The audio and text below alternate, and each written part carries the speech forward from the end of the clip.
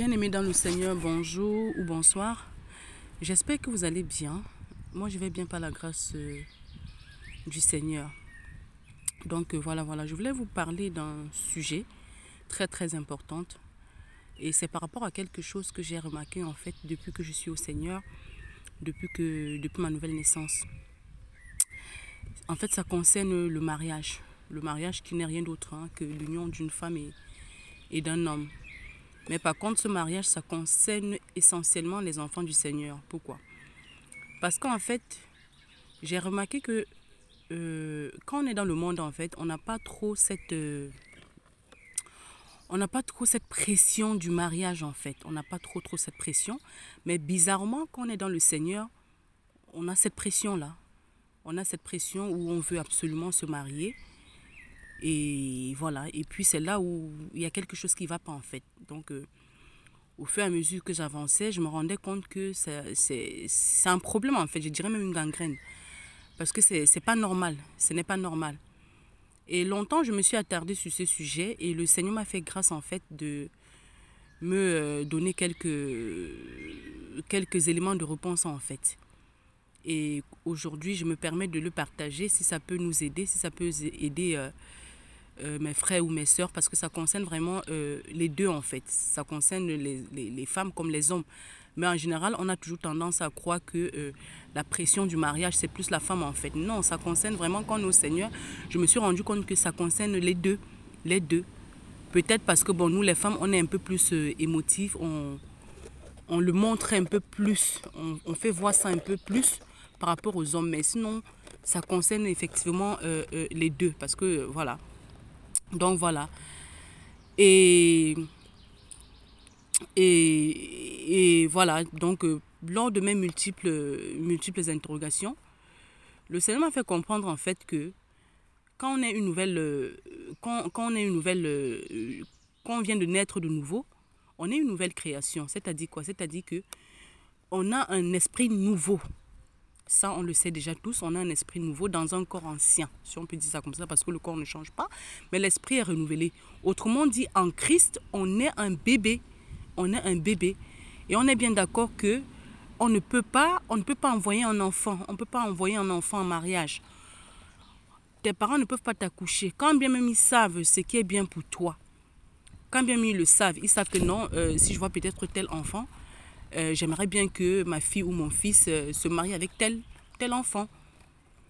Ben, il serait plus simple d'envoyer directement le bébé dans cette famille-là, soit la famille du fiancé ou la famille de la fiancée, qu'ils grandissent une fois là-bas, vu que les parents estiment que voilà, ils peuvent faire un bon couple, voilà. On peut directement les mettre là-bas et puis chacun dans sa famille, je veux dire, maritale, directement. Mais pourquoi est-ce qu'on ne le fait pas? Pourquoi? Parce qu'on est encore un bébé. On est encore un bébé. On a besoin de grandir, on a besoin d'apprendre auprès de nos parents. On a besoin déjà d'apprendre des choses pour soi-même et ensuite pour son futur mari. D'où il y a tout un assemblage de choses qui se fait vraiment avec le temps. En grandissant, on apprend des choses, on acquiert des connaissances, mais vraiment qui pourront nous aider déjà plus tard, nous, et qui pourront aussi nous aider aussi dans notre vie de mariage. Et on apprend plus auprès de qui? La meilleure façon d'apprendre quelque chose, c'est surtout auprès de ses parents, c'est-à-dire auprès de ceux à qui nous devons la vie. Là, je parle dans un cadre de famille. Maintenant, quand on est une nouvelle créature, on est cette nouvelle personne spirituelle dans un corps ancien parce que le corps ne change pas en fait. Donc il y a beaucoup de choses qu'on ne connaît pas. On a besoin de grandir, on a besoin d'acquérir des connaissances en amont. On a besoin d'apprendre beaucoup de choses. Auprès de qui? Auprès de celui qui nous a donné ce nouveau esprit qui n'est rien d'autre que Dieu lui-même. D'où je vais intituler vraiment le titre, même s'il faut mettre un titre, je dirais plutôt la préparation du mariage auprès de Dieu lui-même, notre Père, notre Créateur. Auprès de Dieu lui-même. Parce qu'après, il y a aussi certaines connaissances qui s'acquièrent auprès des hommes. C'est-à-dire nos parents, ce qu'ils nous ont appris, nos anciens aussi, ceux qui sont déjà mariés et tout. Là, on apprend aussi beaucoup de choses. chacun donne ses expériences et tout pour affronter cette vie commune en fait. Mais sinon, la première préparation se fait auprès de Dieu lui-même, le responsable même de notre nouvel esprit. C'est à lui de nous apprendre parce que la vie dans le monde et la vie en Christ, c'est deux choses différentes. À plus forte raison dans le mariage en fait. Donc du coup, il est inadmissible, il est inconcevable que lorsqu'on vient au Seigneur, lorsqu'on est une nouvelle créature, la première des choses qu'on cherche plus, c'est de se mettre ensemble. Là, c'est inconcevable en fait. La première des choses qu'on va chercher à savoir, c'est de connaître qui est Dieu, qui est notre Dieu, qui est ce Dieu-là qui a changé notre esprit, qui a renouvelé notre esprit en fait.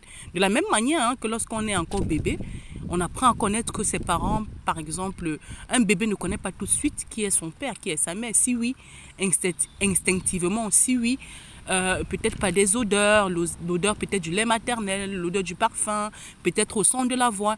Et on va bien voir que le nouveau-né, je vais dire d'ordre général, le nouveau-né, au fur et à mesure qu'il évolue, il apprend à connaître ses parents. Il apprend à connaître ses parents et il en est de même avec nous lorsqu'on est au Seigneur en fait. On doit apprendre à connaître qui est notre véritable Père, c'est-à-dire notre véritable Père spirituel, qui n'est rien d'autre que Dieu lui-même. Et donc, la question que j'aimerais nous poser en fait, c'est, du moins le point que j'aimerais soulever en fait, c'est la première préparation au mariage. C'est d'abord la connaissance de Dieu lui-même. La connaissance de celui qui nous a créés, la connaissance de celui qui nous a donné ce nouveau esprit, la connaissance de celui, l'esprit qui vit en nous, qui n'est rien d'autre que Dieu lui-même. Et il nous enseigne, il nous apprend à le connaître à travers cet esprit nouveau, saint qui est en nous, qui n'est rien d'autre que le Saint-Esprit. Donc c'est d'abord ça. Donc c'est la première des choses. Et puis, on ne doit pas aussi avoir cette pression de l'âge parce que notre âge spirituel n'est pas notre âge biologique et vice-versa. Et ça, on le sait tous. Donc, à 43 ans, à 52 ans, on n'est pas trop vieux ou vieille pour se marier. Donc, il n'y a pas l'âge en fait parce que notre véritable âge, c'est Dieu seul qui le sait en fait. La question qu'il faudrait qu'on se pose pour se lancer dans cette aventure, dans cette belle aventure que je dirais, qui est le mariage, c'est de savoir est-ce qu'on est déjà mature pour la vivre? Est-ce qu'on est mature pour vivre cette aventure? Est-ce qu'on est mature? Et je parle ici là, la maturité selon Dieu, la maturité selon Christ. Parce que c'est ça, c'est cette maturité-là qui va nous permettre en fait d'affronter cette vie-là, cette vie commune. Donc voilà, et puis... Et j'aimerais aussi dire que c'est aussi normal, hein, c'est aussi normal voilà, je ne dirais pas de s'inquiéter parce que le Seigneur dit de ne pas nous inquiéter de rien. C'est aussi normal voilà, de se pencher aussi sur cette question-là, surtout à cause voilà, la pression. C'est naturel déjà, pour commencer c'est naturel, mais aussi on subit aussi beaucoup de pression. Parfois des bien-aimés, c'est quand le mariage, c'est quand est-ce que tu vas te marier, parfois c'est la famille, parfois c'est les collègues et tout ça. Mais on doit tenir ferme, on ne doit pas céder à ce chantage-là. Parce que si on n'a pas tout ce chantage, si on n'a pas pas ce chantage, je dirais il ne faut pas céder à cette pression. Voilà, cette pression, c'est le mot que je cherchais. La seule chose qu'on doit chercher vraiment, qu'on doit chercher à connaître, c'est Dieu, comme je disais tantôt. Donc on ne doit pas subir, on ne doit pas céder à ce chantage-là et on ne doit non plus à cette pression, pardon, oh là là, je m'amène les pinceaux là, on ne doit pas subir à cette pression, encore moins, on ne doit pas céder à cela. Pourquoi? Parce que c'est Dieu qui nous a appelés et puis c'est Dieu seul qui sait ce qui est bon pour nous. Donc, pour ne pas trop m'attarder là-dessus, c'était juste une introduction, hein, une remarque que j'ai faite, que le Seigneur m'a fait voir. Et donc, pour mieux nous attarder, pour mieux comprendre cela, pour mieux m'étendre, le Seigneur m'a fait la grâce de m'enseigner encore plus en profondeur dans le livre de Matthieu. Matthieu 1, du chapitre 18, Matthieu chapitre 1, du verset 18 au verset 25. Et là-bas, on va bien voir un exemple type de ce que c'est que la préparation au mariage, la préparation avant le mariage. Parce qu'on a besoin vraiment d'apprendre auprès de Dieu, on a besoin des cours théoriques Et le mariage vient seulement pour qu'on pratique ce qu'on a appris en fait. Et là, sans plus tarder, j'aurais pas voulu lire parce que c'est un peu long, mais il faut que je la lise, que je le lis, c'est-à-dire le texte de base, parce que c'est important en fait. Donc Matthieu chapitre 1, verset 18 à 25. Là, il est écrit. Donc, c'est la naissance miraculeuse de Jésus-Christ. Là, il est écrit. Voici de quelle manière arriva la naissance de Jésus-Christ. Comme Marie, sa mère, ayant été fiancée à Joseph, se trouva enceinte par l'opération du Saint-Esprit, avant qu'ils n'aient habité ensemble. Joseph, son époux, qui était un homme juste et qui ne voulait pas la diffamer, se proposa de la répudier secrètement. Mais comme il y pensait, voici, l'ange du Seigneur lui apparut en songe et lui dit, « Joseph, fils de David, ne crains pas de prendre avec toi Marie, ta femme, car l'enfant qu'elle a conçu est du Saint-Esprit. Elle enfantera un fils et tu lui donneras le nom de Jésus, car c'est lui qui sauvera son peuple de ses péchés. » Tout cela arriva afin que s'accomplisse ce que le Seigneur avait annoncé par le prophète. « Voici la Vierge deviendra enceinte, elle enfantera un fils et on lui donnera le nom d'Emmanuel, ce qui signifie Dieu est avec nous. » Joseph étant donc réveillé de son sommeil, fit ce que l'ange du Seigneur lui avait ordonné et il prit sa femme. Mais il ne la connut pas jusqu'à ce qu'elle ait enfanté son fils premier-né, auquel il donna le nom de Jésus. Amen. Donc avant de me lancer, j'aimerais vraiment prier. J'aimerais prier que le Seigneur vraiment nous fasse du bien, que le Seigneur, en plus de ce qu'il m'a déjà appris, qu'il éclaire encore sa parole.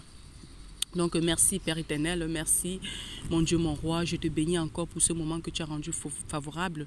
J'élève encore ton Saint-Nom Père afin que tu puisses encore me faire du bien, nous enseigner encore, que tu puisses encore nous éclairer Père de gloire sur ce sujet qui nous tient à cœur, qui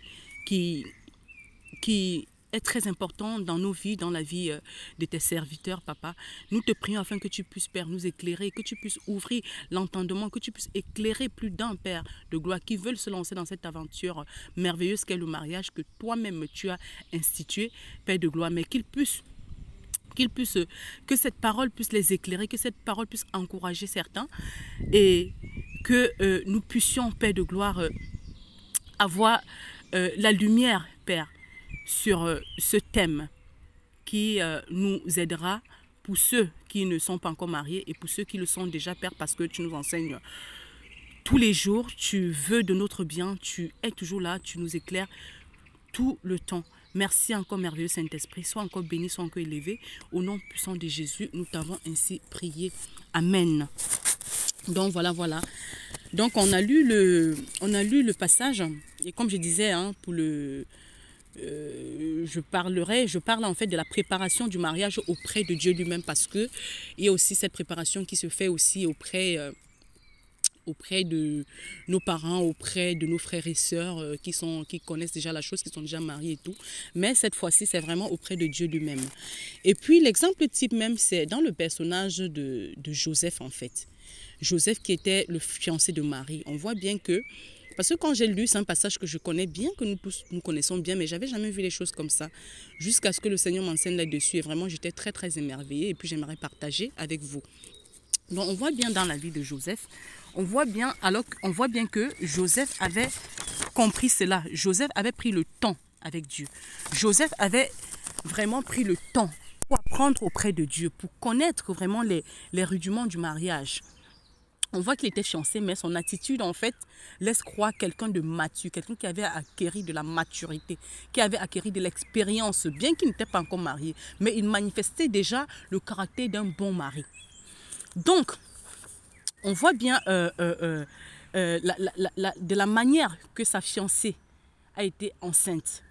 Déjà, la parole de Dieu dit que elle était vierge. Et nous tous, on sait très bien qu'elle était vierge, mais elle était enceinte.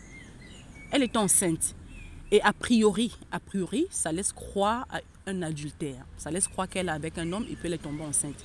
Je le dis pourquoi? Parce que ici, je tiens à préciser que dans le texte, l'attitude que doit manifester Joseph est l'attitude d'un homme, ou alors de celui qui n'avait pas, à qui l'ange n'avait pas encore apparu. Donc l'ange n'avait pas encore apparu. Là, je m'attarde encore plus là-dessus parce que l'attitude, parce qu'il y a son attitude avant que l'ange ne lui apparaisse pour lui dire ce dont il était question et après que l'ange l'ait apparu. Donc son caractère, son comportement, c'est vraiment avant qu'il ait la connaissance que l'enfant que Marie attendait était le Saint-Esprit. Donc vraiment son attitude m'a émerveillée parce que on voyait vraiment, comme j'ai dit, de la maturité, quelqu'un vraiment qui avait appris, quelqu'un qui avait pris le temps dans les Écritures, dans la présence de Dieu. Quelqu'un qui avait une communion, une communication, une intimité profonde, constante dans sa vie de prière et de méditation. Il avait vraiment appris beaucoup de choses. Il avait acquis cette maturité-là auprès de Dieu lui-même. Donc, on va bien voir que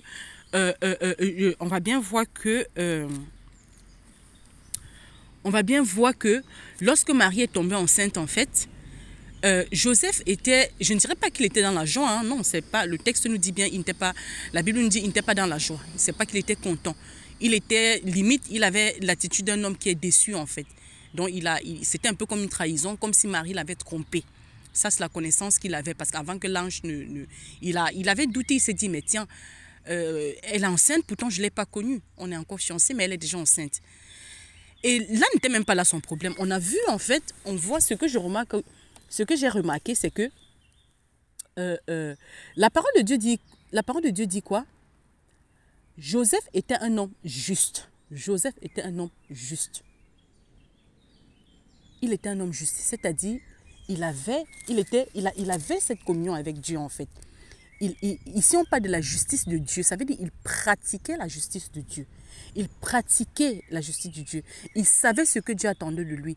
Il savait quelle attitude adopter en face de telle ou telle situation. Il le savait. Parce qu'on dit au verset 19 que Joseph, son époux, étant un homme juste et qui ne voulait pas la diffamer, se proposa de la répudier secrètement. Oh Seigneur, il se proposait de la répudier secrètement. Ici, Joseph, en fait, avait atteint un degré de renoncement. Malgré qu'il était encore sous la loi, parce que Christ n'était pas encore né. Il était encore sous la loi, mais il manifestait déjà la grâce. Il manifestait déjà la grâce, en fait. Il était encore sous la loi. Il était encore sous la loi. Mais il manifestait déjà cette grâce-là. Pourquoi? Parce qu'il avait appris auprès de Dieu. Or, on sait très bien que sous la loi, étaient lapidées les femmes adultères. Quand une femme était prise en flagrant délit, elle était lapidée. Je crois que c'est dans le livre de Jean 8, versets 3 à 11. On décrit bien là-bas une femme qui avait été prise en flagrant en adultère. Et puis on a bien vu l'attitude. On voulait appliquer la loi, c'est-à-dire en le lapidant et tout. On l'a amené auprès de...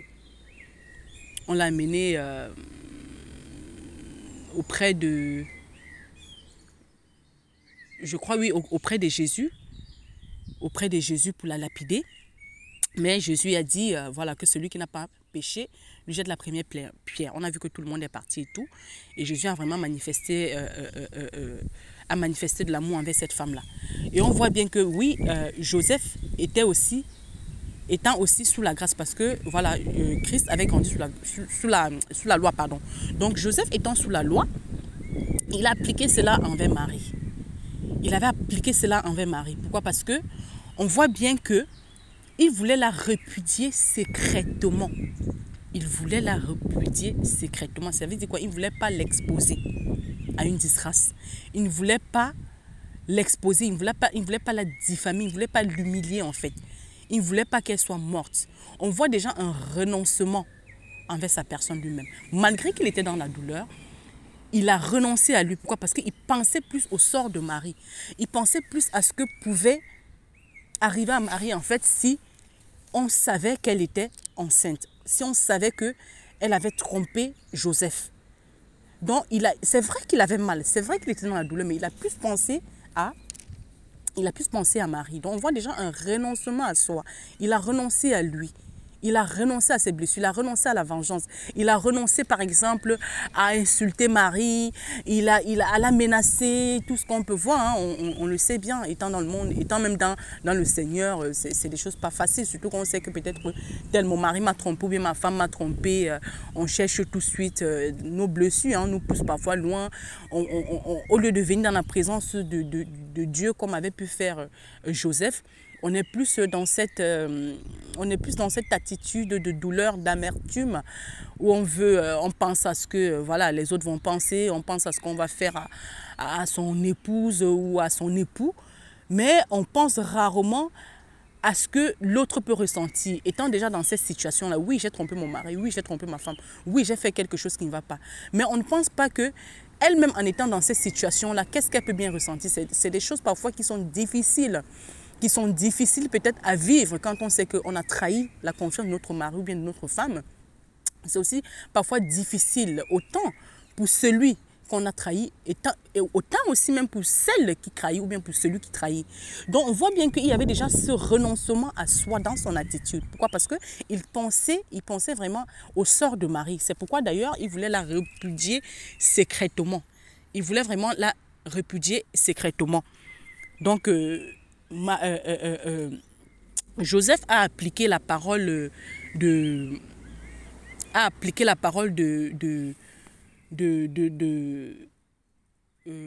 c'est encore quel verset, excusez-moi. Il a appliqué en fait la charité qui couvre une multitude de péchés. De 1 Pierre 4, verset 8. Qui couvre vraiment une multitude de péchés. Il voulait couvrir le péché de Marie. Je précise encore bien, il n'avait pas encore la connaissance que c'était l'Esprit Saint qui était descendu sur Marie. Donc il couvrait, il voulait couvrir il voulait couvrir le péché de Marie. Pourquoi? Parce qu'il l'aimait. Pourquoi? Parce qu'il l'aimait pas d'un amour d'homme, mais un amour de Christ en fait. Un amour de Christ, cet amour qui couvre une multitude de péchés. On voit bien ça dans son attitude. Et vraiment, ça c'est des choses qu'il avait appris où? Ce degré de renoncement à soi, ce degré de charité, d'amour, ce degré d'amour désintéressé, ce n'est rien d'autre qu'auprès de Dieu lui-même. Il avait appris ça auprès de Dieu lui-même. Je ne dirais pas auprès de Jésus-Christ. Pourquoi? Parce que Jésus-Christ était encore dans le ventre de Marie. C'était auprès de Dieu lui-même. Lui, il avait appris ça auprès de Dieu. Et on voit très bien que justement parce qu'il avait appris ça auprès de Dieu, et en face d'une telle situation, d'une telle déception, d'une telle blessure et tout, il voulait tout simplement l'appliquer, c'est-à-dire la phase pratique. Donc, du coup, il y a ça. Il y a cette attitude de Joseph vraiment qui montre qu'il avait beaucoup appris auprès du Seigneur. Qui n'est rien d'autre aussi que nous, hein, qui fait partie aussi de la préparation du mariage. Parce qu'on voit, il était encore fiancé, mais il était prêt pour se marier. Il a connu une difficulté. Quelque chose même qui amène à la séparation des couples. Mais je dirais qu'il a voulu gérer ça avec brio, selon les attentes du Seigneur. Vraiment, il voulait vraiment mettre en pratique ce qu'il a appris, auprès de Dieu en fait. Excusez-moi, hein, il y a un peu trop de vent là, parce que je suis dans un parc. Donc, voilà. Et puis, ce qui m'a aussi encore attirée, c'est la connaissance aussi des Écritures qu'il avait, la connaissance de la parole de Dieu qu'il avait. On va bien voir que quand l'ange même l'a apparu, et l'ange lui a dit que ne crains pas de prendre pour mari, pour femme, car l'enfant qu'elle attend vient, c'est le Saint-Esprit. On a bien vu que il a cru tout simplement à cette parole-là. Il n'a pas demandé une confirmation quelconque.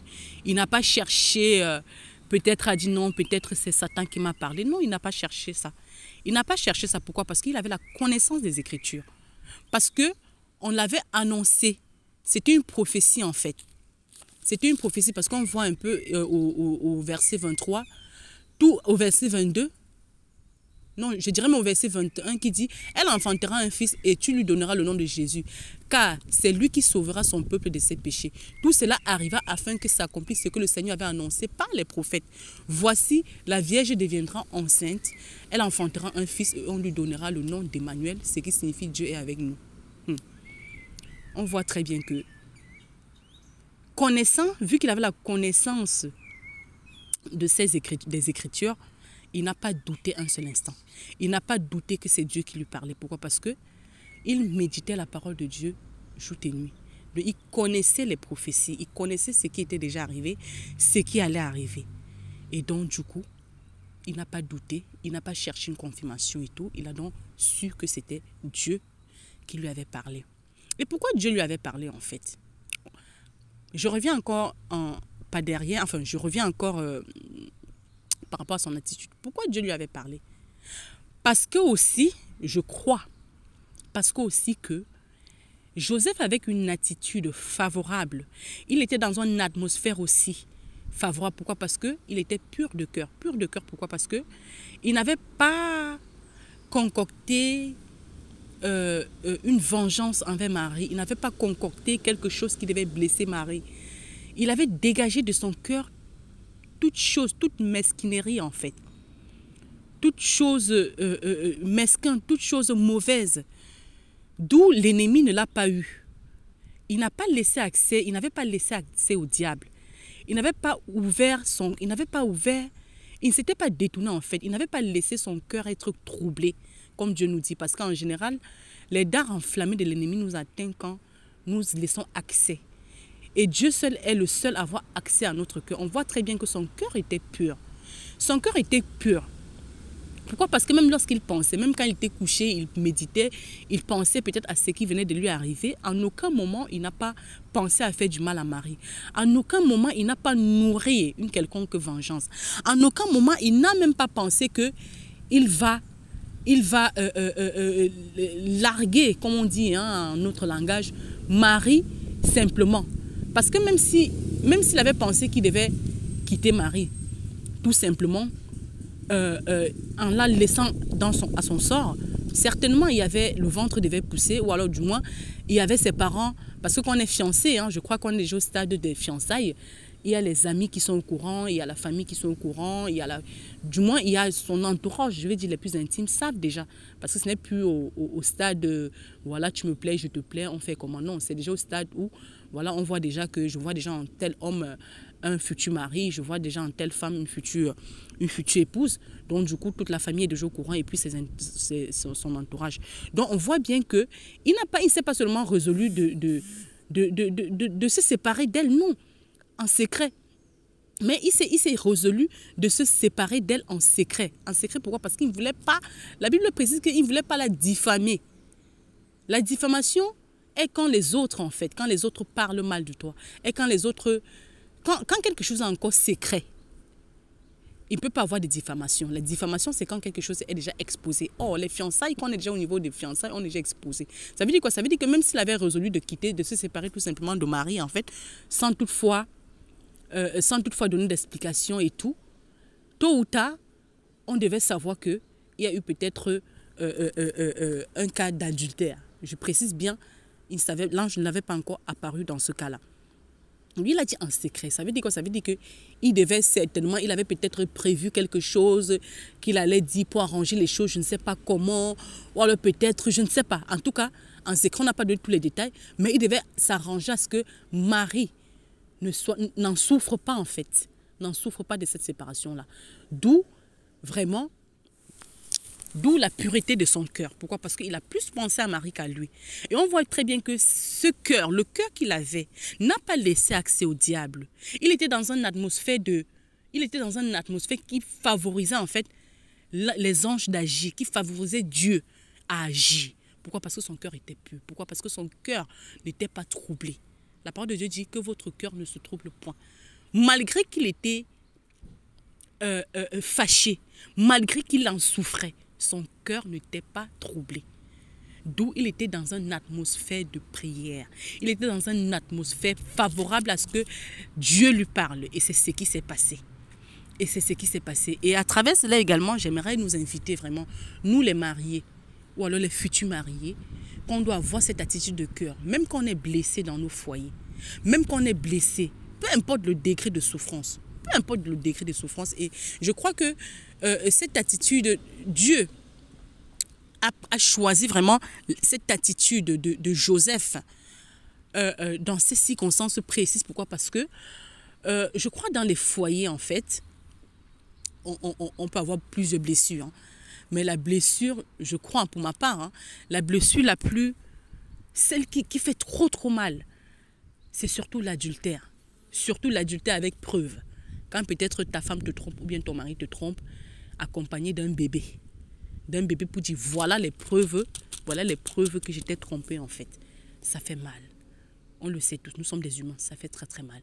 Et on voit très bien que Joseph, malgré cette douleur, a pensé au sort de Marie. Vraiment, on voit cette maturité-là. Cette maturité qu'il avait avant de se lancer dans le foyer. Il n'était même pas encore dans le foyer, mais il voyait déjà le feu. Il voyait déjà les épreuves. Et je dirais qu'il a traversé avec brio. Vraiment avec brio. D'où il faut vraiment cette préparation du mariage auprès de Dieu. Cette préparation en amont qui se fait dans le secret auprès de Dieu. Et ça passe par les Écritures. Ça passe par les Écritures et tout. Parce qu'il y a plein de choses aussi que le Seigneur nous enseigne à travers les Écritures. Quand on passe beaucoup de temps dans la présence de Dieu, dans sa parole, on apprend aussi les rudiments du mariage. On va voir par exemple la femme vertueuse. Le comportement, l'attitude d'une femme vertueuse. On va voir par exemple le comportement d'un père de famille dans la Bible. Peut-être on va même voir à travers un père de famille qui travaille pour ses enfants, qui lègue de l'héritage à ses enfants, à travers par exemple le fils prodigue et tout. Donc, il y a tout ça en fait. Parce qu'un mariage en fait, ça se prépare. Quand on se marie en fait, on ne vit plus pour soi. Ce n'est plus pour soi. C'est pour l'autre. C'est pour rendre l'autre heureux. C'est plus pour soi. D'où cette préparation-là. Parce que tout change en fait. Quand on est seul, il y a des choses qu'on aime. Une fois qu'on se marie, si ce qu'on aime plus, ce n'est pas ce que l'autre aime, il va falloir qu'on trouve un terrain d'entente. Il va falloir qu'on change ses habitudes. Il va falloir qu'on soit patient. Il va falloir qu'on meure dans la chair. Il y a toutes ces choses-là en fait qu'il faut apprendre. Il faut apprendre avant le Seigneur. Et j'aimerais aussi préciser, parce que Dieu m'a fait aussi comprendre que le mariage, ce n'est pas fait pour les enfants. Le mariage, ce n'est pas pour les enfants. C'est un autre niveau d'onction. C'est un autre niveau de renoncement à soi. C'est un autre niveau de la mort de sa chair. Ça, c'est un autre niveau. Et ce n'est pas un jeu en fait. Ce n'est pas un jeu d'enfant. C'est un autre niveau parce que si étant seul, tu mourrais seul. Étant marié, sache que tu seras amené à mourir non seulement pour toi et aussi pour l'autre. Déjà, ça fait 2. Quand vous aurez les enfants, tu seras non seulement à mourir, non pas pour toi seul, pour ton mari et aussi pour tes enfants. Et à chaque nombre d'enfants, le nombre de morts va encore augmenter. Parce que si tu as un enfant, ça augmente. Ça fait 3 morts. Si tu as 2 enfants, ça fait 5 morts. Je veux dire, ça fait 4 morts. C'est-à-dire toi, ton mari et tes 2 enfants, ainsi de suite. Excusez-moi du langage, hein, j'espère que je me fais comprendre. Donc, il y a tout ça. Le mariage n'est pas un jeu. On a vraiment besoin de cette maturité-là. Et on est bien d'accord qu'il y en a qui apprennent vite et d'autres qui vont pas à pas, qui prennent du temps. Donc, un jeune dans la foi, quelqu'un peut être peut-être un jeune dans la foi, en 2 ans, peut être mature. En 6 mois, peut se marier et être mature. Il y en a qui peuvent me faire 10 ans, étant nés de nouveau, mais qui ne sont pas matures pour le mariage. Donc la première des choses qu'on doit voir, parce que déjà, étant déjà en Christ, on est déjà fiancés. On doit apprendre, on est des fiancés déjà, il ne faut pas l'oublier. On est déjà spirituellement fiancés. Toute personne qui est née de nouveau est fiancée à Christ. Ça, il ne faut pas l'oublier. Maintenant, c'est auprès de Christ qu'on apprend vraiment les rudiments des fiançailles. Et une fois qu'on est prêt, quoi qu'on apprend toujours, on n'est jamais prêt assez, mais une fois qu'on est mature, j'aimerais dire, on peut se marier maintenant pour appliquer ce qu'on a appris auprès de notre Père. Donc voilà. Et Joseph était l'exemple même d'un fils qui avait appris auprès de son père. Donc voilà, il avait appris quel comportement adapter en face de quelle situation. Il avait appris dans les Écritures, il savait vraiment les prophéties qui étaient passées et les prophéties à venir. Raison pour laquelle il n'était pas surpris. Raison pour laquelle il avait pris ça avec action de grâce. Raison pour laquelle il était apaisé. Il n'a pas cherché tel ou tel prophète pour lui confirmer la parole. Il n'a pas cherché à raconter je ne sais pas moi quoi pour qu'on lui confirme. Non, il avait déjà la confirmation dans la parole de Dieu. Donc voilà. Et puis aussi un autre aspect qui m'a vraiment... qui a attiré mon attention. Vraiment qui a attiré mon attention. Quand bien l'ange a parlé à Marie, à Joseph, je veux dire, quand bien même l'ange a parlé à Joseph, pardon, on va bien voir que il n'a pas hésité de prendre pour femme. Il n'a pas hésité de prendre pour femme Marie, parce qu'il avait déjà pris pour femme, parce que quand l'ange lui a parlé, avant que l'ange ne lui parle, ils étaient fiancés. Quand l'ange lui a parlé, il a pris Marie pour femme. On voit bien là, hein, la parole de Dieu nous dit que Joseph s'étant donc réveillé de son sommeil. Fit, là c'est au verset Matthieu 1, verset 24. Joseph s'étant donc réveillé de son sommeil, fit ce que l'ange du Seigneur lui avait ordonné et il prit sa femme. On n'a pas dit sa fiancée, on a bien dit sa femme. Lui, il vivait. Donc quand Christ est né dans un couple, donc il est né, Marie et Joseph vivaient déjà ensemble. Je précise bien, hein, j'insiste. Déjà, ce n'est pas moi qui insiste, la parole. Mais je m'attarde un peu là-dessus parce qu'il y a encore une autre vérité que j'ai découvert en fait. Au verset 25, il dit « Mais il ne la connut pas jusqu'à ce qu'elle ait enfanté son fils premier-né auquel il donna le nom de Jésus-Christ. » Quand l'ange lui apparaît, la question que j'aimerais nous poser, c'est que est-ce que l'ange lui a dit que prends pour épouse Marie, car l'enfant qu'elle attend vient du Saint-Esprit, mais elle ne la connaît pas. Non, il a dit prends-la pour femme. Il a dit prends-la pour femme. On voit bien là, au verset 20, mais comme il y pensait, l'ange du Seigneur lui apparut en songe et lui dit, Joseph, fils de David, ne crains pas de prendre avec toi Marie, ta femme, car l'enfant qu'elle a conçu est du Saint-Esprit. Elle l'enfantera un fils et tu lui donneras le nom de Joseph, car c'est lui qui sauvera son peuple de ses péchés. Dans le passage, l'ange n'a pas dit que tu vas la prendre, mais il ne faut pas dormir avec elle, c'est-à-dire il ne faut pas aller avec elle. Vous comprenez mon langage? L'ange ne lui a pas dit ça. L'ange n'a pas précisé ça. Mais au verset 25, on dit qu'il ne la connut pas, Marie, jusqu'à ce qu'elle enfanta son premier-né. C'est-à-dire il n'alla pas avec elle. Donc, c'est-à-dire il n'a pas pratiqué l'acte sexuel avec elle jusqu'à ce qu'elle a accouché. Quand bien même Marie était déjà sa femme. Quand bien même Marie était déjà sa femme, il n'a pas couché, il n'a pas pratiqué l'acte sexuel avec elle en fait. Donc, Poutine n'avait reçu aucune recommandation sur ce côté-là.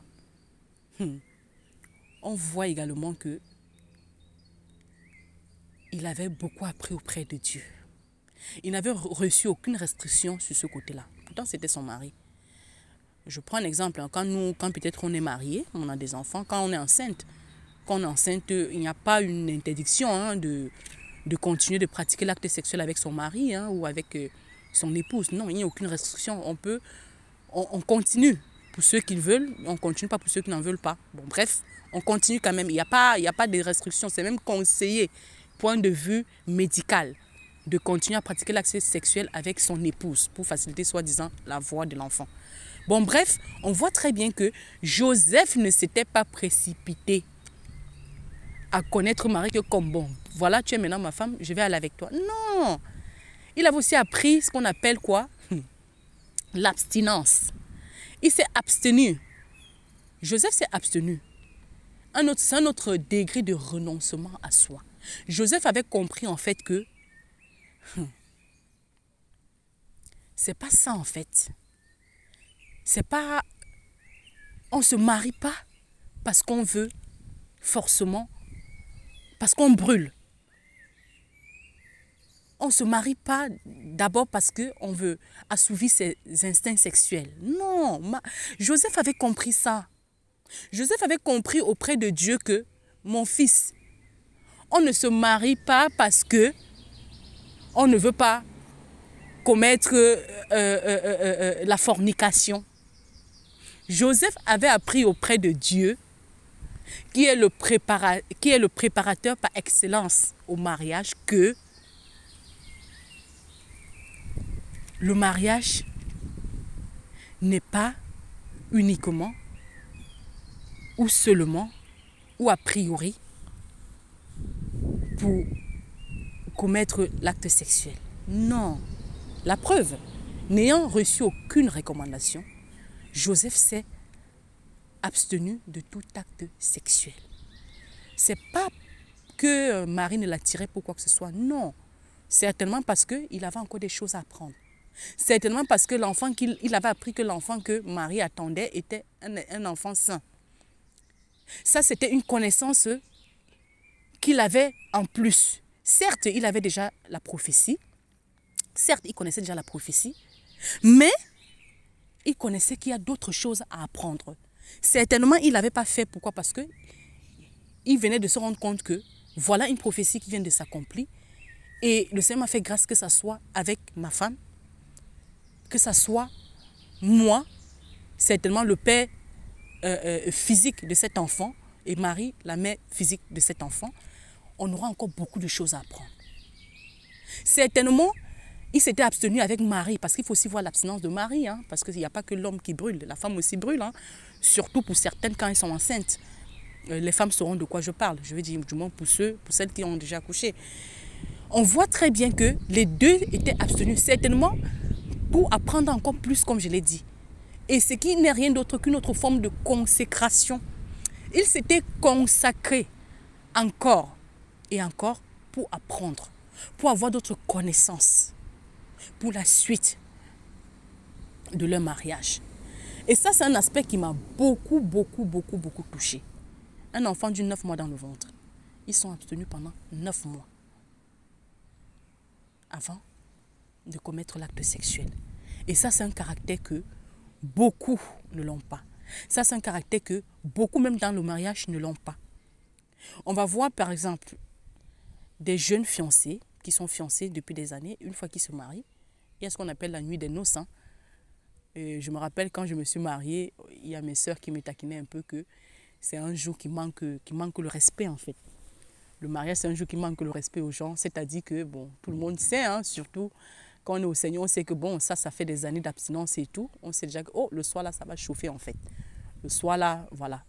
Et puis, limite, on a même honte, hein, plus ou moins. Ça fait quand même bizarre. En tout cas, moi, ça me faisait bizarre parce que quand mes soeurs me taquinaient comme ça me faisait rigoler. Mais en même temps, ça me faisait bizarre parce que tu as l'impression que, ouh, là, on sait déjà que ce soir, ouh, elle va aller avec son mari, quoi. Donc, on voit bien que, du moins, vous voyez un peu de quoi je parle. On voit bien, comme je disais, des fiancés qui s'abstiennent. Lequel de nous, hein, ce jour-là, on sait qu'aujourd'hui, voilà, j'ai signé l'acte devant Dieu, devant les hommes, c'est ma femme. Peut rester 9 mois, les amis, 9 mois, on compte bien 9 mois. Continue encore de s'abstenir, pourtant ça, elle là, c'est ma femme, elle là, c'est mon mari. Mais Joseph l'a fait, Marie l'a fait, Marie l'a fait, Joseph l'a fait. Ça peut aussi nous arriver que, ce cas de figure peut aussi nous arriver que, étant encore fiancé, une fois qu'on se marie, Dieu peut nous dire, Dieu peut nous interpeller là-dessus, il peut nous donner des recommandations, ça peut être une forte pensée, ça peut être audiblement même, parce que Dieu parle et il a une voix, nous le savons tous, ça peut être à travers peut-être la parole, ça peut être une prophétie, peu importe. Mais on ressent qu'il faut qu'on s'abstienne, il faut qu'on s'abstienne de l'acte sexuel, qu'on se consacre pour autre chose. Mais, comme tellement on brûle, on veut tellement faire ça, on n'entend pas la voix de Dieu. On se dit non, c'est le diable. Oh, c'est pas le diable. C'est pas le diable, oh. C'est Dieu qui te parle. C'est Dieu qui parle en fait. Les expériences de la Bible sont censées être expérimentées pas tout enfant du Seigneur, toute personne qui mène une vie de sanctification. Ça veut dire quoi? Ça veut dire également que ce cas de Joseph et de Marie ne sont pas exclus. Ce cas de Joseph et de Marie ne sont pas exclus. Je précise bien que même quand on est enceinte, on n'exclut pas l'acte sexuel. Il y a certainement des gens qui ont déjà eu à ressentir cela après le mariage, mais qui se sont dit non, c'est l'ennemi, c'est l'ennemi, c'est l'ennemi. Et qui se sont, voilà, qui se sont activement lancés dans l'acte sexuel, en fait, sans toutefois prêter attention de ce que Dieu disait. Pourquoi? Parce qu'ils n'avaient pas assez acquis de la maturité, de la préparation à cela. Hein? L'abstinence aussi, c'est un renoncement à soi, hein, de son corps. Hein. C'est une façon de faire taire sa chair. Hein. C'est aussi un jeûne, parce que le jeûne, c'est aussi une forme de jeûne, une forme de consécration. Or, beaucoup ne le savent pas. Donc, le Seigneur m'a fait vraiment la grâce. Il m'a fait grâce vraiment d'attirer mon attention là-dessus, de m'enseigner aussi là-dessus. Et vraiment, je voulais partager cela avec vous. Je voulais partager cela avec vous. Donc, j'espère que j'ai fait le tour. J'espère que j'ai fait le tour par rapport à ça. Et j'aimerais vraiment nous encourager. J'aimerais vraiment nous encourager de ne pas nous en faire si peut-être ça fait 10 ans, l'homme de la vie, l'homme de notre vie, la chair de notre chair, l'os de notre... Si l'os de notre os, la chair de notre chair ne vient pas, tarde à venir du moins. Sachant que le Dieu, notre Père, il ne peut pas nous envoyer dans un mariage où lui-même il sait qu'on n'est pas prêt. C'est pour aller souffrir, mes sœurs, c'est pour aller souffrir, mes frères. Un mariage, ce n'est pas un jeu. C'est la pratique de ce qu'on apprend en amont, de ce qu'on apprend dans l'intimité. Si on n'a pas cette connaissance-là, si on n'a pas cet apprentissage-là, qu'est-ce qu'on va présenter à l'homme qu'on a épousé? Qu'est-ce qu'on va présenter aux enfants qui naîtront de cette union? Non, on va souffrir pour rien. On aura des blessures, mais vraiment des blessures qu'on aurait pu éviter. On va apprendre dans la souffrance, mais une souffrance que Dieu n'avait pas prévue. Une souffrance qu'on aurait pu éviter. Une souffrance qu'on aurait pu s'en passer. Le mariage, ce n'est pas qu'on fait avec. Non, le mariage est censé encore augmenter le bonheur, notre bonheur en Christ, notre joie en Christ. Le mariage, on ne se supporte pas dans un mariage. Ce n'est pas qu'on supporte, on fait avec. Non, on est censé vivre le bonheur. On est censé toucher du bonheur, toucher le bonheur du bout des doigts en fait. On est censé être un exemple. On est censé respirer ce que l'on vit. On est censé vivre ce que l'on respire. On est censé appliquer ce qu'on a appris. On est censé prêcher ce que l'on vit. On ne doit pas toujours être peut-être dans les conférences de femmes ou d'hommes, dire on doit se supporter, le mariage, je sais pas moi, c'est l'école de la souffrance, le mariage. Non, on aimerait aussi entendre des conférences où on dit waouh, ça fait 6 mois, ça fait 1 an que vraiment Dieu fait grâce, que vraiment tout ce que j'ai appris auprès de mon père, quand j'étais encore bébé chrétien, je l'applique vraiment maintenant que je suis mature, que je suis dans ma vie de couple, vraiment ça m'aide beaucoup. Je vois vraiment le fruit de la persévérance. Je vois vraiment le fruit de la patience. Soyons patients, mes amis. Soyons vraiment patientes. Soyons patientes. Si c'était à refaire, je dis bien c'était à refaire, vraiment, il y a beaucoup de choses que j'apprendrai auprès du Père. Il y a beaucoup de choses. Parce que moi-même qui vous parle, je suis mariée. J'ai des enfants. Je ne dis pas que c'est le feu dans mon foyer. Non, comprenez bien mon langage. Ce n'est pas ce que je suis en train de dire. Mais il y a beaucoup des erreurs que je commets, que j'ai commises et que je continue de commettre, que j'apprends sur le tas. Parce que ce que je fais, j'apprends sur le tas. Or, c'est des choses qu'on apprend en amont. C'est des choses qu'on apprend avant de se lancer dans cette belle aventure qu'est le mariage. Mais beaucoup nous apprenons sur le tas. C'est pourquoi on a des blessures. C'est pourquoi on a des frustrations. Oui, on a appelé à être persécuté. Oui, on a appelé à souffrir. Oui, on a appelé à mortifier notre chair. Mais de quelle manière? Plutôt la manière que Christ a prévue pour nous. Parce que ce que nous on encaisse la plupart du temps, surtout dans les couples, la plupart, beaucoup, c'est des blessures qui n'étaient pas prévues. Beaucoup, c'est des frustrations qui n'étaient pas prévues en fait. Parce qu'on voit bien le cas de Joseph. Si on était vraiment prêt à cela, On ne dit pas que les épreuves ne viendront pas. Non, parce que quand on se marie, une chose que j'ai appris, c'est que ton premier marteau, le marteau avec lequel Dieu te frappe, quand il dit frapper, hein, pour bien te moudre, pour te former en fait, le premier marteau, le premier moule dans lequel Dieu te moule, c'est ton mari, c'est ta femme, ce sont tes enfants. Mais parce qu'on a appris, on a acquéri des connaissances, on a acquéri de la maturité, on a acquéri tous les rouages dans la période de fiançailles auprès du Père. Avant même les fiançailles, on a appris à connaître notre Père, à connaître l'attitude à adopter en cas de telle ou telle situation, parce que tout est dans la parole de Dieu. Tout est dans la parole de Dieu. Dieu nous parle audiblement, il nous parle en pensée, il nous parle par des signes, il nous parle à travers des humains, il nous parle à travers sa parole, les saintes écritures. Dieu nous parle tantôt d'une manière, tantôt d'une autre. Si on a appris la façon que Dieu nous parle, si on a appris à connaître qui est notre Dieu, il y a beaucoup de situations qu'on éviterait dans le Seigneur. Et ce n'est que comme ça qu'on doit louer notre Dieu. Ce n'est que comme ça qu'on doit vraiment le glorifier.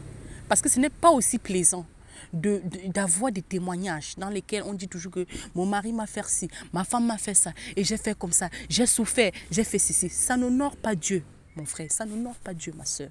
Ça n'honore pas Dieu. Qu'à travers cette vidéo, qu'à travers cet audio, vraiment, que le Seigneur fasse grâce, qui est une audio parmi tant d'autres, parmi vraiment tant d'autres. Je ne suis rien. Ne voyez pas celle qui vous parle, mais plutôt celui qui parle à travers ma voix. Prenez plutôt ça en considération, vraiment. Que le Seigneur nous fasse grâce, qu'à travers ce que vous avez entendu, et que les autres même, et que à travers ce que vous avez aussi entendu, à travers, je veux dire, en plus de ce que Dieu vous dit, à travers les multiples enseignements qu'on entend, qu'on prenne vraiment ça en considération. Le mariage n'est pas un jeu. Ce n'est pas un jeu d'enfant. On ne se marie pas pour divorcer. On ne se marie pas pour divorcer. On voit très bien les hommes qui battent leurs femmes à mort. Les femmes qui insultent leur mari en public devant les enfants. Les hommes qui dilapident l'argent du foyer n'importe comment. Les femmes qui exposent leur mari parce qu'elles sont fâchées. Moi, la première, hein, c'est aussi des erreurs que j'ai eu à commettre par le passé. On est toujours tenté à ça que lorsqu'on est fâché, on appelle une soeur ou un frère ou je ne sais pas moi. Avant qu'on ne soit dans le monde, on appelle peut-être des amis ou bien même la famille et tout. Une fois qu'on vient en Christ, on appelle maintenant peut-être une soeur en Christ ou un frère en Christ, soit disant c'est pour le témoignage, on veut un enseignement ou quoi, machin, tout ça là. Mais c'est vrai que on le fait. Oui, pour avoir du soutien. Oui, c'est bien beau. Mais est-ce que c'est ce qu'il faut toujours faire? Est-ce que c'est le premier réflexe qu'il faut toujours avoir? Je ne pense pas. Je ne pense pas. J'encouragerais plutôt ceux ou celui qui parle d'abord à son père. Celle qui adopte l'attitude de Joseph en allant d'abord parler à Dieu. En allant d'abord parler à Dieu. Et c'est Dieu maintenant qui te dirige. Dieu peut te diriger, va avec telle personne. Ou alors il peut te parler directement. Il peut envoyer un ange directement. Il peut te parler directement. Il peut te conduire vers un frère, une soeur. Et en général, quand Dieu te conduit, Dieu prépare toujours les terrains. Et ça aussi, je l'ai déjà expérimenté. Et ce n'est que comme ça. Du coup, quand on vient peut-être parler en assemblée, ou alors quand on prend l'initiative de parler ou telle soeur, on témoigne en fait, on glorifie Dieu. On voit plus parce qu'on voit même que l'intrigue du problème change en fait. C'est plus, on ne met plus l'accent par rapport à ce que l'on a fait. Non, on met plus l'accent à comment Dieu s'est glorifié. Il faut qu'avant d'ouvrir, d'appeler quelqu'un, de prendre son téléphone, appeler quelqu'un pour exposer un problème de son foyer, il faut que ça soit conduit par le Saint-Esprit. Il faut que c'est le Saint-Esprit qu'on reçoit vraiment la confirmation. Je veux dire, on dit souvent tout ce qui n'est pas... le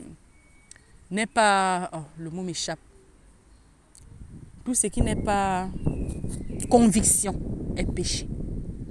Parce que si tu appelles un ami, un frère, une soeur, tu exposes ton mari ou ta femme ou même tes enfants. Tu es en train de les diffamer. Tu es en train de les exposer à la verdict populaire. Autrement dit, tu es en train de pécher en fait. Autrement dit, tu es en train de pécher. Il faut qu'on ait l'attitude de Joseph qui a voulu couvrir Marie, qui a voulu se séparer d'elle en secret. Il faut qu'on adopte l'attitude de Joseph, qui a voulu la répudier secrètement. Il faut qu'on ait cette attitude-là, parce que quand on ne le fait pas, en fait, on est en train de l'exposer, on est en train de le diffamer. Et on pêche. On pêche clair et net. Mais nous, on s'aveugle souvent à dire que on veut témoigner. On s'aveugle à dire qu'on cherche une solution. Oh, la solution, c'est Christ. Si c'est Dieu lui-même qui t'a envoyé dans ce foyer-là, c'est Dieu lui-même qui va trouver des solutions. Si tu as pris auprès de lui au préalable et qu'il y a un problème que tu n'arrives pas à résoudre, et bien, il faut repartir auprès de lui. Il va t'enseigner encore comment faire. Il faut avoir de la patience. Ne pas toujours vouloir peut-être agir chaud, sur le feu de l'action. Il faut avoir de la patience. Donc, tout ça pour vous dire quoi, mes amis? Pour vous dire que le mariage, il ne suffit pas de se marier, mais de conserver ce trésor. Parce que le mariage aussi est un trésor. Oui, elle peut être considérée comme un trésor en fait. Pourquoi? Parce que dans le mariage, on témoigne Christ. Dans le mariage, on vit la vie de Christ. Dans le mariage, on cherche à être un exemple. On doit avoir la vie de Christ dans le mariage en fait. Donc, se lancer dans un mariage sans être préparé en amont, sans chercher à connaître qui est le Dieu qui nous a créés, qui est le Dieu, en plus de nous créer, nous a sauvés, qui est le Dieu qui a renouvelé notre esprit, qui nous a donné un esprit nouveau. Si on se lance dans un mariage sans chercher à le connaître, je vous assure, on va droit au mur. Avant même de se marier, on a déjà la défaite. Donc toi, ma soeur, toi, mon frère, qui n'est pas encore marié, la première chose que j'aimerais te dire, c'est de chercher à connaître avant toute chose qui est ton Père, ce qu'il attend de toi. Qui est-il? Comment est-ce qu'il veut que tu sois? C'est la première des choses, parce que c'est la question la plus importante, c'est la chose la plus importante avant même le mariage. Parce qu'une fois que tu vas acquérir toutes ces connaissances-là, le mariage viendra. Dieu lui-même va dire, vu que la parole de Dieu dit quoi? C'est l'homme, c'est les parents, c'est-à-dire la maman et le papa qui envoient leur enfant en mariage. C'est la maman et le papa qui le fait. Donc tes parents ne peuvent pas t'envoyer dans un mariage où eux-mêmes savent que tu n'es pas prêt. C'est pareil pour Dieu. Si mauvais que nous sommes, nous savons donner ce qui est bon à nos enfants, à plus forte raison notre Père qui est dans le ciel. Dieu ne peut pas t'envoyer dans un mariage où tu vas souffrir. Au contraire, Dieu, si tu as appris de lui avant qu'il ne t'envoie au mariage, dans le mariage, c'est pour le témoigner, ma soeur. C'est pour le témoigner. Donc, toutes les épreuves qui viendront, tu verras en cela une opportunité, une grâce de témoigner Christ. Tu verras de cela vraiment un privilège même de témoigner Christ. Notre sœur Laure avait fait un enseignement sur la soumission. La première fois que j'ai écouté ça, parce que je l'avais écouté en direct, je me suis dit non, c'est pas possible quoi. Oui, il y a des vérités dans ce qu'elle dit, mais humainement, c'est pas possible. C'est pas possible, c'est cas par cas. Et nous, on aimait souvent dire, oui, quand on est chrétien, quand on est converti et tout, quand le mari ou bien la femme est convertie, c'est plus facile. Dans les couples où c'est l'un qui est converti et l'autre, c'est pas évident, ça ne s'applique pas. Du coup, cet enseignement-là, je l'ai pris comme ça. Mais, au bout de quelques semaines, j'ai changé d'avis. Pourquoi? Parce que j'avais réécouté le message. Ayant vécu aussi, je passais aussi par une phase dans mon foyer. J'ai réécouté le message. Et effectivement, l'Esprit du Seigneur m'a parlé. Et j'ai confirmé tout ce qu'elle disait. La soumission, c'est la soumission. La soumission, c'est la soumission. Il n'y a pas que mon mari est converti, mon mari n'est pas converti, ma femme est convertie, ma femme n'est pas convertie. La soumission, c'est la soumission. Pourquoi? La soumission, c'est envers Christ. Parce que dans les deux cas, on est soumis en fait. Le mari qui est soumis à Christ et la femme qui est soumise à son mari selon Christ. Ça veut dire quoi? Ça veut dire qu'un homme qui est soumis à Christ ne peut pas frapper sur sa femme. Une femme qui est soumise à son mari ne peut pas mal lui parler en fait. Et tout cela, on apprend ça quand? Ce n'est pas un truc qu'on apprend dans le mariage. La soumission, mon frère, ma soeur, ça ne s'apprend pas dans le mariage. Ça s'apprend avant le mariage. Où? Auprès du Père. Et par qui? Par le Père. C'est Dieu qui nous enseigne la soumission. Parce que le mariage qu'on voit là, c'est une soumission perpétuelle. Je mesure bien mes mots. Hein. C'est une soumission perpétuelle. Et si tu n'as pas appris ça avant de te lancer dans cette aventure, ma soeur, tu vas souffrir. Je dirais même que tu vas souffrir bêtement. Tu vas souffrir par manque de connaissances.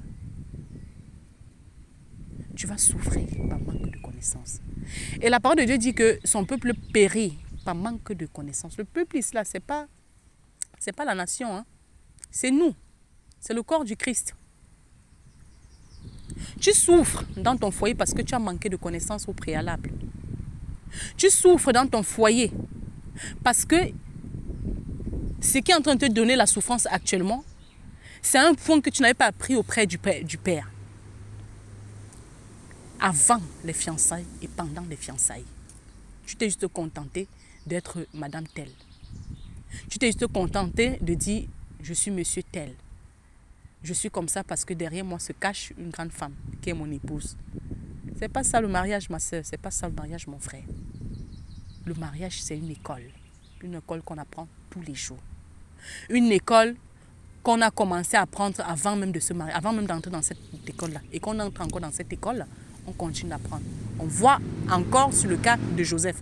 Parce qu'avant qu'il n'apprenne que Marie est enceinte, avant qu'il n'apprenne que l'ange lui dise que Marie est enceinte du Saint-Esprit, on voyait qu'il mettait déjà en pratique l'école qu'il avait appris avant de la prendre pour épouse.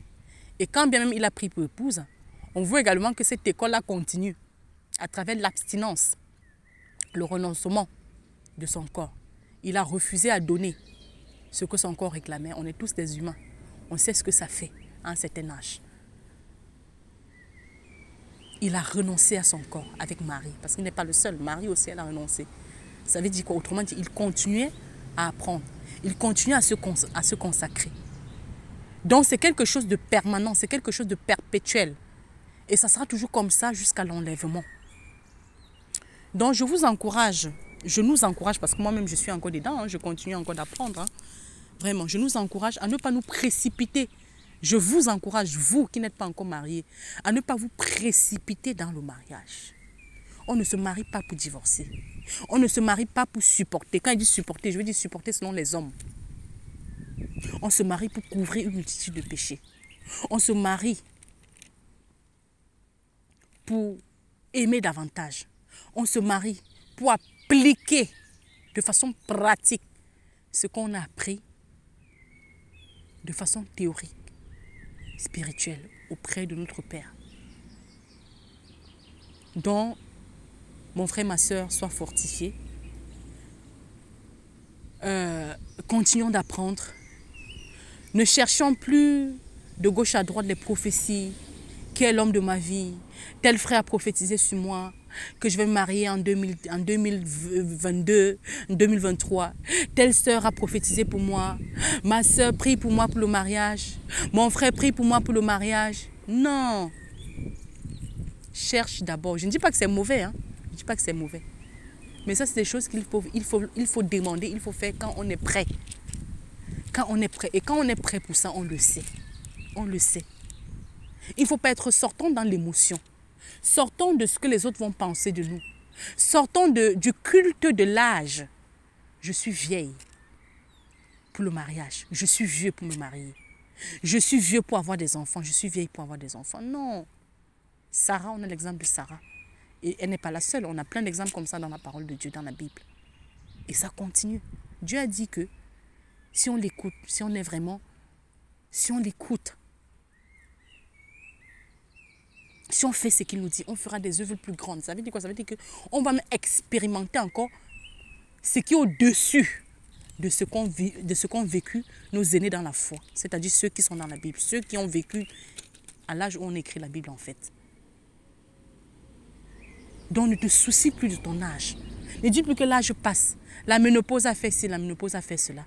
Ne dis plus que l'âge passe. J'ai besoin de ci, j'ai besoin de me marier pour faire ce qui fait ça. Non. Si ce n'est pas le temps de Dieu, ma soeur, attends, mon frère, attends. Ne subissons plus la pression des frères et sœurs en Christ. Ne subissons plus la pression. Parce que des fois, on prend même parfois, on prend même comme des blagues, hein, ma soeur, c'est pour quand alors. Moi-même, la première, hein, ça, c'est les erreurs même qu'il faut que il faut qu'on arrête en fait. J'ai pris conscience de ça. Même parfois, on exerce cette pression-là de façon inconsciente. Parfois, on dit, ma soeur, c'est pour quand le mariage? Oh, ma soeur, oh, mon frère. On le dit comme ça. Si tu veux, si on veut, c'est bien pensé. Voilà, on le dit comme ça. Parce que c'est ce qu'on souhaite. Mais est-ce que c'est ce que Dieu veut pour cette personne au moment-là? Quand on fait ça, on déstabilise. Quand on fait ça, peut-être cette personne est en phase où elle se disait non. Maintenant, c'est bon là. Je me consacre à Dieu. J'essaie d'abord d'apprendre à connaître davantage Dieu. Peut-être c'est le moment où cette personne prenait cette décision. Mais une fois qu'on balance ça encore, eh ben, pouf, c'est reparti. La personne rentre, elle souffre encore. Il y en a combien qui souffrent dans l'intimité comme ça? Il y en a combien qui pleurent sous les gras? Il y en a combien qui dit Dieu m'a abandonné? Ma soeur, mon frère, tu n'es pas prêt. Ton père ne peut pas t'envoyer en mariage si tu n'es pas prêt. Ton père ne peut pas te dévoiler l'homme ou la femme de ta vie. L'os de tes os, la chair de ta chair. Il ne peut pas te dévoiler cela tant que tu n'es pas prêt. Tant que tu n'as pas acquéri les âmes qu'il faut pour cette belle aventure. Non. Non. On est bien d'accord qu'il est quand même plus aisé d'apprendre auprès du Père quand on n'est pas encore sous le même toit, quand on n'est pas encore marié en fait. C'est quand même plus aisé d'apprendre avant le mariage que d'apprendre quand on est déjà marié. C'est quand même plus facile d'assimiler avant le mariage ou alors pendant le mariage ou alors quand on est marié en fait. Parce que ce qu'on assimile, ce qu'on apprend pendant qu'on est marié vient compléter ce qu'on a appris avant. Oh, si tu n'as rien appris avant, eh ben, ma soeur, courage, hein, comme j'aime souvent dire. Sache que tu vas souffrir. Tu vas beaucoup souffrir en fait. Donc, pour ne pas beaucoup m'étendre, hein, voilà ce petit truc que j'avais concocté pour vous, par la grâce du Seigneur. Vraiment, le Seigneur a fait grâce. Et, aïe, Seigneur, merci beaucoup, Père. Merci vraiment pour cette grâce. Merci vraiment pour tout ça. Et j'espère que ça pourra aider plus d'un. J'espère que ça pourra aussi répondre à certaines qui se posaient des questions. J'espère que ça pourra aussi fortifier ceux ou celles qui étaient découragés, ceux ou celles qui subissaient cette pression-là, ceux ou celles qui croyaient que peut-être c'est une aventure comme, voilà, comme d'autres. Hein. Non, non, non, non, non, non. Le mariage, c'est pour les hommes matures. Le mariage, c'est pour les femmes matures. On se marie pour rendre l'un ou l'autre heureux. On ne se marie pas pour être heureux, mais pour rendre l'un ou l'autre heureux. On se marie. Quand on se marie, notre centre d'intérêt change. Quand on se marie vraiment, tout bascule. Tout bascule. Et si on n'était pas prêt à cela, eh ben, on va souffrir inutilement. Et puis dans notre souffrance, on ne va pas glorifier Dieu. Au contraire, on pourra même le maudire. Hein? On pourra même le régner.